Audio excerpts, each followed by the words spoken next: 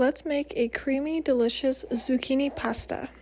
This dish is absolutely delicious and can be paired with any type of protein, whether you want shrimp or chicken, that kind of thing. First, you're going to start off and chop up your zucchini into smaller chunks. So like you see here, I'm cutting it as evenly as possible, and then these I will cut right in half.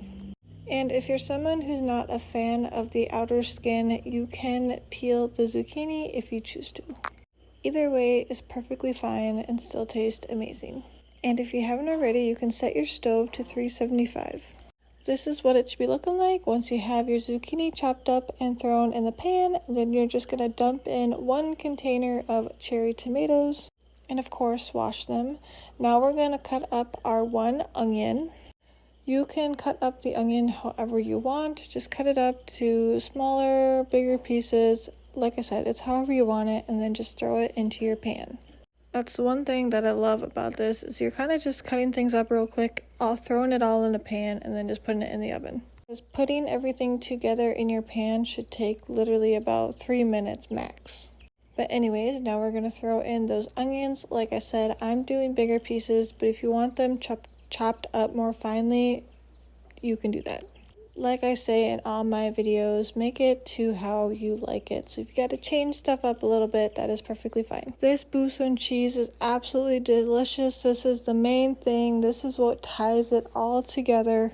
This cheese is absolutely delicious and can be used in so many different pasta recipes. Or in this case, like pasta sauce, because this is making the sauce to our pasta. Anyways, absolutely delicious. You cannot miss this part. This cheese is like the main deal of this whole dish. Without this, you will be lacking a lot of flavor, let me tell you.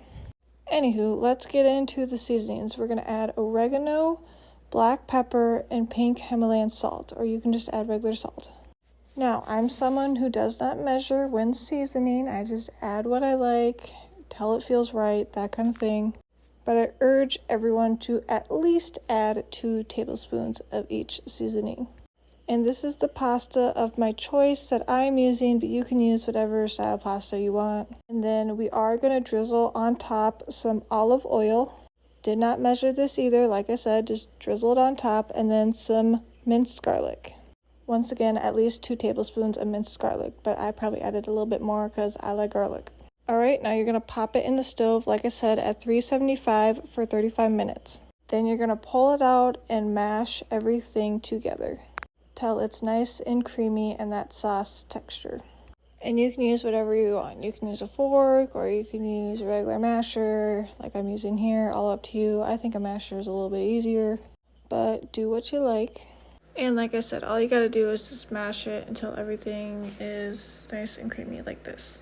Okay, now we're gonna move on to the chicken. Now that sauce packs a lot of flavor, delicious flavor. So we really don't need to season our chicken. I just added some powdered onion and garlic to the chicken and nothing else. Alright, now we're adding everything together and giving it a good mix. And once again, this pasta is so delicious. Like, it's easy to make, absolutely delicious. There's so much flavor, like you wouldn't even expect it. Like, when I made this for the first time, I just wasn't expecting how delicious it was going to be, not gonna lie. And is now my absolute favorite pasta to make. Like, the sauce is like high quality restaurant style, I think. But if you make this at home, do leave a comment below. I'd love to know what you guys thought of it. Here's with the light on. Apologies in advance that most of the video was kind of dark. I was making this at nighttime, so I didn't have the best lighting. But once again, thank you guys so much for watching my video. And if you haven't already, I would appreciate it if you hit that subscribe button. And stay tuned for the next video. And like I said, drop a comment how you liked it.